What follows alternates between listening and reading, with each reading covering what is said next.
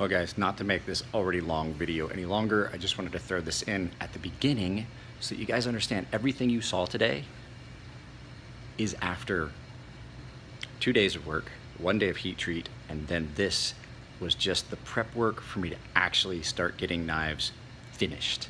The finished surface finish and all that stuff that I have to do. I'm debating whether to re-blast those blades and see if the tumble comes out different with the ceramic. It's the first time I've ever tumbled before. So we'll see, maybe, but basically this is 1 day. This is a day after I spent the entire time doing some other stuff. So I've like basically 1 day of cutout rough shaping, 1 day of prep for heat treat and heat treat. Well, heat treat got done. So basically there's already been 3 days of work on these. So just to put stuff in perspective, that this has been a full day. It's getting ready to get dark. I've been here since just before, right around 11. So put that in perspective, that's 1 day and I still haven't even ground the edges yet. So I kind of realized that I've never really done a video about the process on how I make these little knives. Because people are like, why don't you do water jet, things like that. That, at this point, the way I'm doing things is prohibitively expensive. I would have to ship out the steel, I'd have to do all these other things, and people are saying, oh, it should only cost about $10 per unit. The problem is, I have to send it out, I have to wait for it to come back, and then when it comes back, then I still have to do the final shaping, so it actually adds time and cost when it's just simpler to do it this way. So basically, to get to this point, where we're at, which is not a finished blank yet. They've been heat treated, there's still things that have to be done to it. This is the point where I start to do the surface finish, the final surface finish, and flatten everything that may have gotten a little bit of a warp to it and heat treat. Basically, these come out of a sheet of steel. I use an angle grinder with a cutoff wheel to get the rough shape. And then, after I rough shape them, they go to, pardon, this grinder. And I do the final shaping. And then anything flat goes on this grinder with a platen. It's time consuming, but it's pretty much the best way to do this. Then after they're all shaped out, then they go in a heat treat oven. And once they come out of the heat treat oven, then I have a blank, and it still has some heat treat scale, but I still have to resurface finish everything on these surface sanders. Get them down, take off the surface scale, then blast them, then I cut in the facet. After I clean this up on a Scotch-Brite, I cut in the facet pattern on the spine. At this point, this is the one that like I wanted people to keep in mind. They're like, why are you charging $100 and something for a small knife like that? From this point, everything's done freehand. All the grinding's done freehand. There's no tool rest that I can really use to do a facet pattern. There's nothing. All the grinding is done by hand. All those angles that you see that are the really straight grind line, that's all done freehand. This is my tool rest. So from this point, everything is going to be done freehand. And I'm gonna get a little bit of video of some of the stuff that's going on, but it's gonna be kind of boring. I will actually videotape because I have to clean this up and then cut in the facet pattern. So this video is probably gonna be kind of just boring, but we're at the point now where we're gonna see all this stuff from here on is all gonna be done freehand. And finish grinding, facets, and then I can start some of the surface finish, or the actual finishing options. I have 2 of these that were pre-ordered. I'm gonna blast them, I'm gonna tumble them, I'm gonna do some ceramic. So you guys will probably get to see some of that. I don't know how many of these I'm gonna get done. 1 of these is being reserved for a specific purpose. 2 of these been ordered. There are 2 left. I just kind of wanted to, I haven't done a shop video, and yes, guys, I will do a sharpening video again. I did one here the other day while I was sharpening. I just did a video, but it wasn't a sharpening video. So just wanted to get some of this videotaped for you guys so y'all gotta go away and leave me be for a little bit. I gotta get stuff set up so I can finish.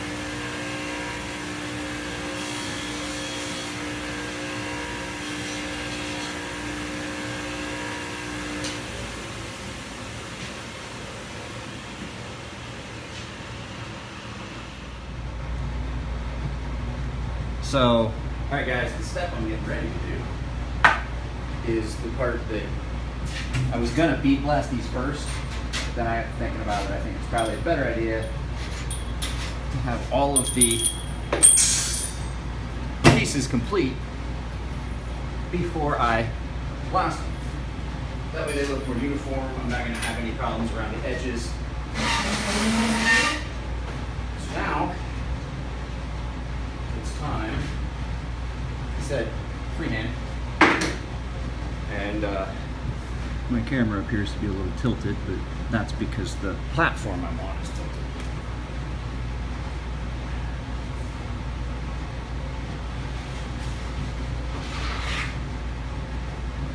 I'm going to use a fairly fine grit belt, 220.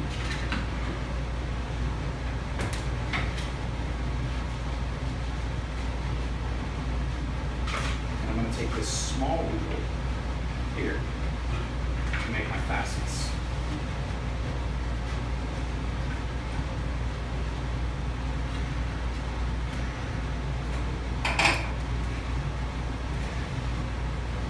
Always want to center your belt before you turn it on.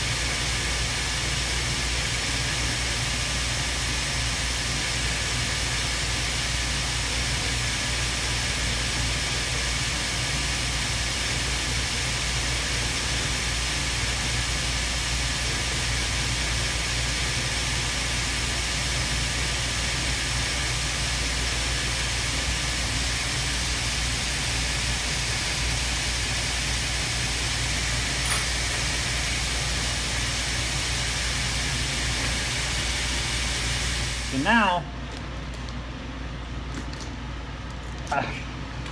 after the facets are cut in, since I'm gonna do all bead blast after, I gotta clean this area up and make it smooth for you to be able to reach in there with your finger and round this off real well. And then, sorry about the guys, my phone rang in the middle of my little thing. The little finger, the finger area where your finger is gonna sit has gotta get rounded out and smoothed in, and then I have to knock these edges off, then I'm gonna blast. I kinda got ahead of myself. I was gonna do some surface finish, but it doesn't make sense to do it and then have to turn around and do it again. So, yeah, we're gonna get started on that. So, all of these get that faceted pattern now. I started doing it because it allows a little traction, stuff like that. So we're gonna go ahead, we're gonna start it here on this Scotch-Brite here. Let me get this adjusted so you can kind of see what we're doing. Now, this doesn't generate a lot of dust, so I'm really not gonna wear my mask right now because all I'm doing is cleaning this up. Hang on just a second.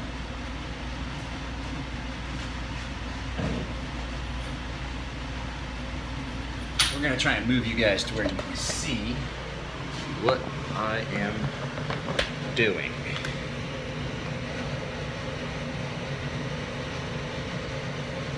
There we go, that works.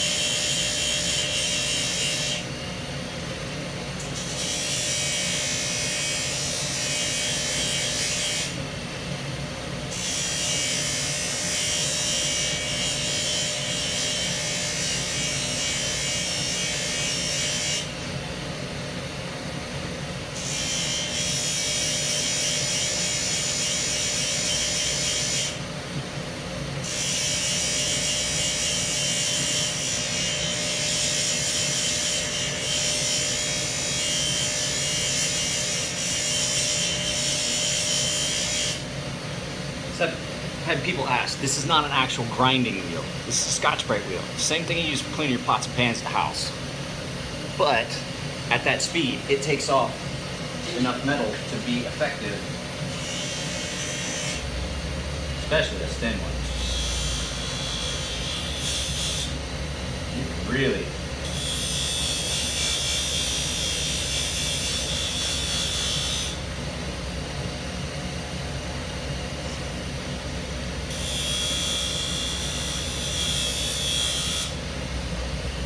The flip side of this is, it's really easy to fuck something up with this.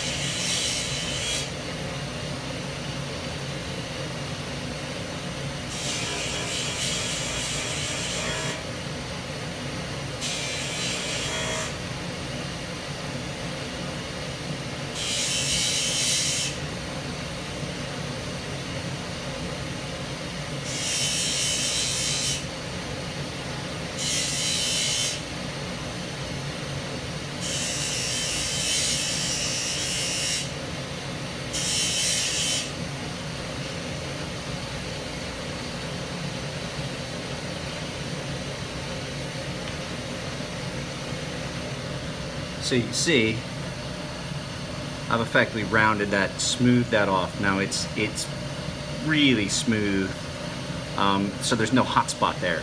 Knock these edges off from the grinding, and you've got something that's really comfortable. This one has got a little spot that still needs to be polished up a little bit, but really comfortable compared to what it was before, which was pretty sharp. Why did you guys not remind me? Why'd you let me do all that? Why'd you let me do so much without a pair of safety glasses on? You guys are horrible.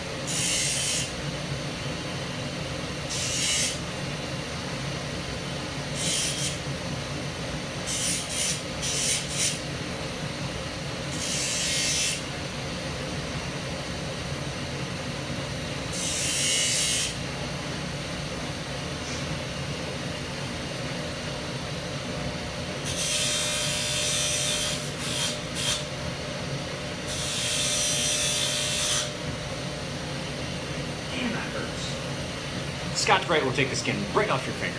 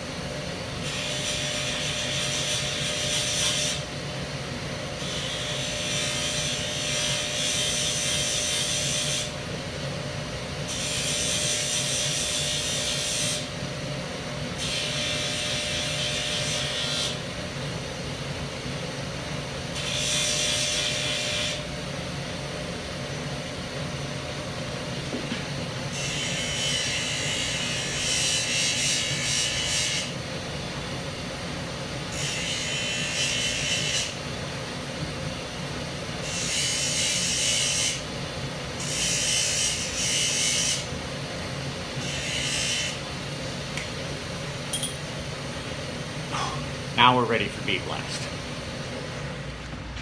So as opposed to the garnet that usually gets used,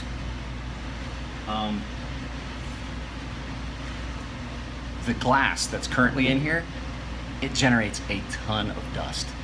And I have to wear a respirator because it cannot be good for me. It's fine enough that even the vacuum that you draw in the tank, it still escapes. It escapes out of the tank and then you're breathing it. Discovered that last night and I'm like, that can't be good. So now we go back to wearing a respirator.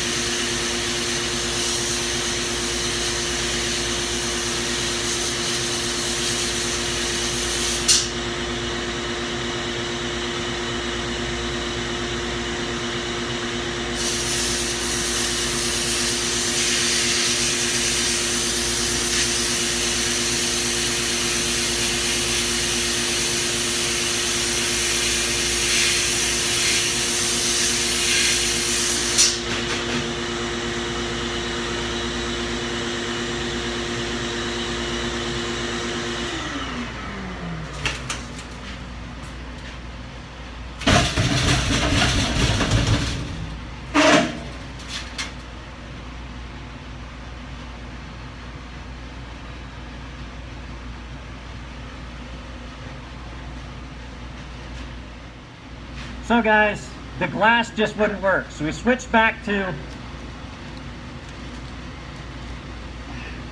the garnet. And I'm going to show you the difference. So, don't get me wrong, that the glass looked cool. Where's the one I glass? You can see the difference in the finish. The glass looked cool, but the problem is that there's grain in the metal and things like that that come from a heat treat process that just don't come out. And while it is a different look, it wasn't gonna work. It was not gonna work. It wasn't gonna be a good surface finish for anything. Once this is, since it's all been blasted now, once this is done, we're going to touch up the spine on a buffing wheel a little bit, and then we're gonna do some tumble. Or we'll see what it looks like after tumble. This is a process that we're gonna see blast and tumble, and you guys are gonna kind of come along for the ride. We're gonna see how these come out, blast and tumble before ceramic. And now I don't need my respirator to blast because it's not making that horrible glass dust. It probably is not good for my lungs.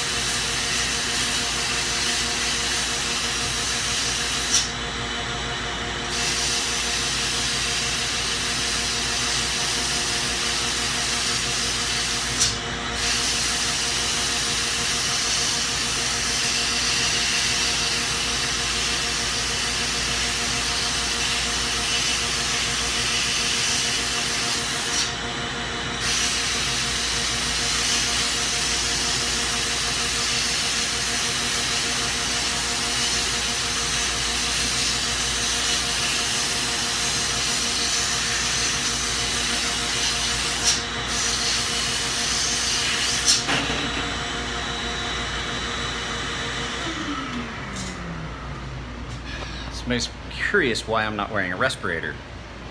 Down here is a dust right separator that's connected to a, it's fucking hot in here, that's connected to a shop vac that pulls it through, so it gets filtered twice. It's a really small particle. It's not generating dust. Now that glass powder, the particles were so fine they were escaping from the blast booth, and I had to wear a respirator. But the filter up here is on in the dirty room. So this keeps this room separate from the rest of the shop so that dust and garbage and stuff like that, here, I'll show you. Dust and crap aren't getting passed here into the shop where Chris and Elliot sit at their workbenches. So, gotta pause this, I gotta start getting stuff set up and ready for the tumble. So guys, when I say tumble, this is what I'm talking about. So, this is just one of these tumblers with the ceramic stones in them, and we're gonna just set it up and tumble the shit out of them. So there they go. And now starts the next bit of the weekend. Hi guys, we're gonna try and pull these blades out of this tumbler and see if they're the way I want them yet.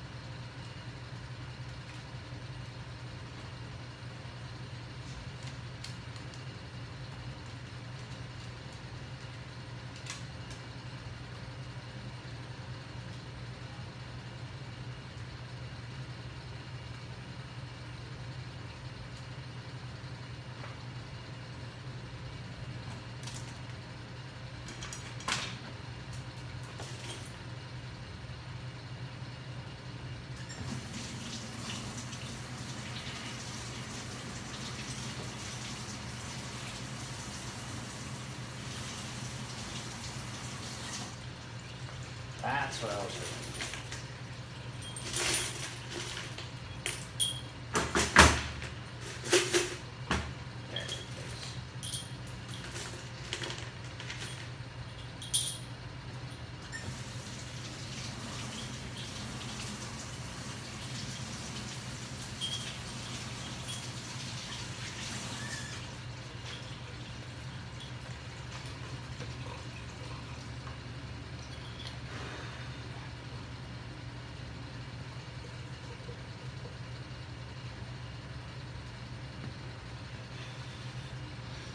So what you get is, instead of just the raw blasted look, you get the tumbled stone wash that goes along with the blast. And as it dries, it's gonna look better.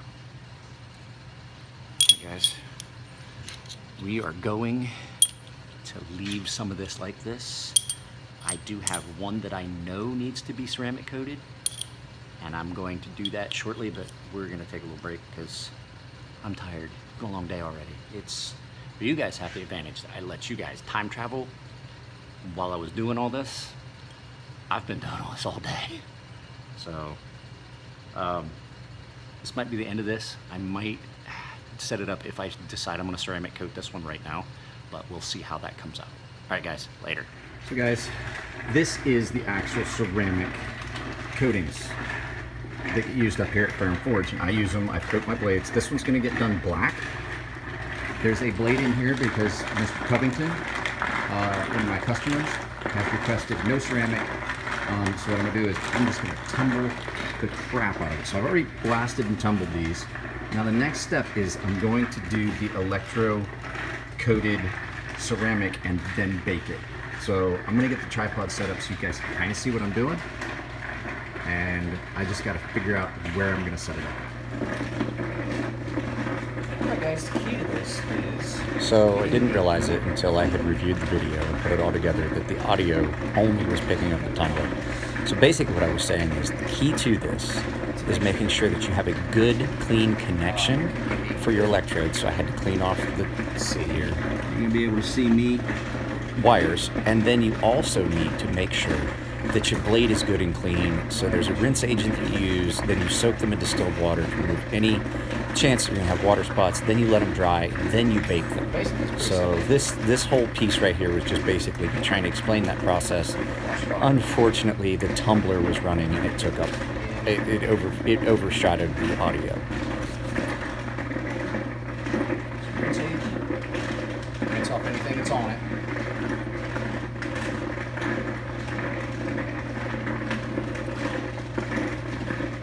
Oils and stuff like that on it.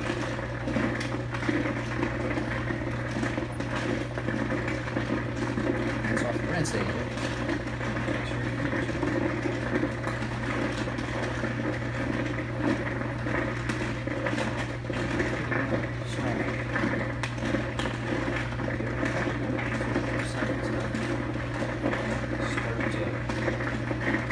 Water, turn it on, get a 0 reading on your amps. That means the coating is thick enough and will not allow any more electricity through, which means that you are done. It's time to pull it out. That's the easy part. That's the really easy part. The hard part is making sure that it actually takes.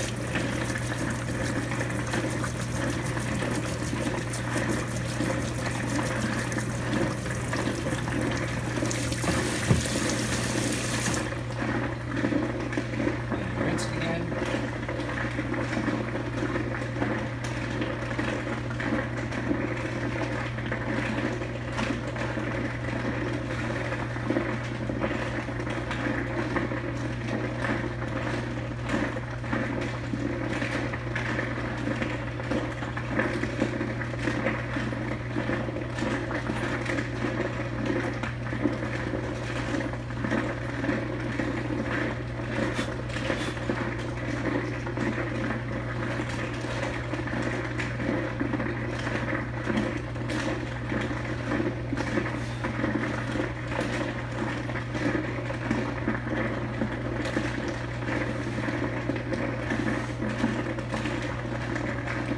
That looks for some reason.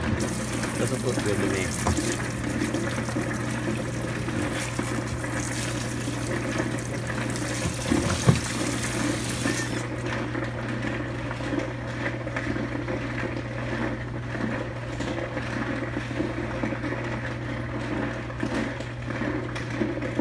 The thing is, this is going to be a two-tone, so even if there's a small flaw in it,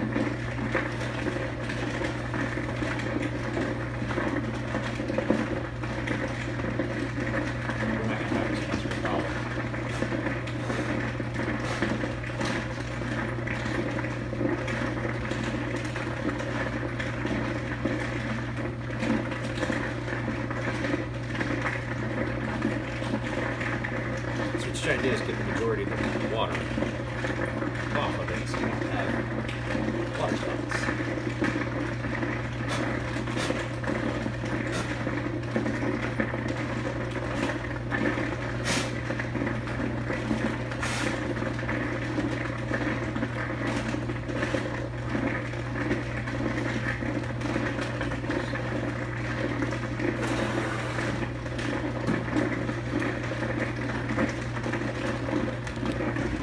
And then we put it in the oven, which is just a Black & Decker toaster oven, turned on its side. And we wait. So guys, I actually didn't realize that I didn't film. I had it set up to do it.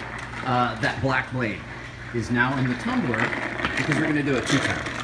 So this is Vinny's. We're gonna try a color scheme. We're gonna do black and turquoise, see how he likes it. So it's going to tumble in there for a little bit to take off a little bit of the ceramic on the outside and basically give some accent color. So, sorry, I missed a step, but a little clock. I've been here since 11. So we're looking at 5 hours that I've been here. I got at least another hour. Yes.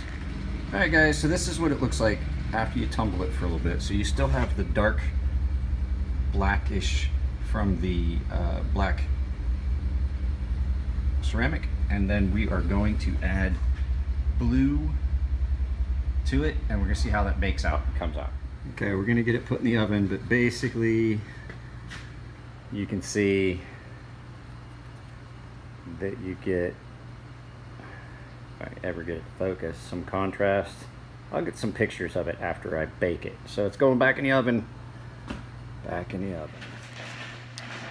I'm pretty sure y'all have heard the phrase, if it ain't broke, don't fix it. Well, there's a reason that we are not done with this video yet. I tried to do something and it didn't turn out the way I thought it would. I thought maybe if I did a tumble before ceramic, that it would look cool. It would give it a nice smooth problem. It was too smooth for the ceramic really to adhere real well to it. So we are now, I stopped, I went and ate with my wife and kid. They were close to the area. And now it is almost 7 o'clock at night and I am starting all over. So I just blasted, ceramic coated, I put it back in the oven right before to get the black. I'm gonna give it 5 minutes in that tumbler and we're gonna see what it looks like. If not, I have to blast it and do it all over. This is where these things that, so what people don't understand about handmade stuff and handmade knives and things like this, I am the only person. I can't send this off to someone. I can't do this. I have customer orders now. I have to get them done. But I'm the only one doing it. I can't send these off to be worked on by someone else. I basically am doing all of it. The surface finish, all the grinding, all the cutout, everything. So right now we're looking at another 2 hours of work on that. If I was charging by the hour, what I was making when I was in the military, $32 an hour, that'd be $60 just to do that finish. Keep that in mind. So, like I said, the last time I filmed this, because it wound up being sideways, I'm finishing that knife again. It did not tumble the way I wanted it to, so I knew it wasn't going to take the ceramic the way I wanted it to, so I bead blasted it. It went back in the ceramic, it's back in the oven again. I'm not going to drag you guys along for the end of that because it's just the same stuff all over again. So probably not going to be too many videos, if there are any, before Thanksgiving. So if I'm not going to do anything, we're going to Disneyland, Thanksgiving, Black Friday, and then Saturday. So there won't be any more videos for a little while. So you guys have a good Thanksgiving. Thanks for all the support. Thanks for the comments. If you like my videos, please give it a like. If you want to, you can subscribe. I'm not putting the boxes up this time. And Patreon, once again, is always an option if you really like my videos. So you guys take it easy, and I'll see you next time.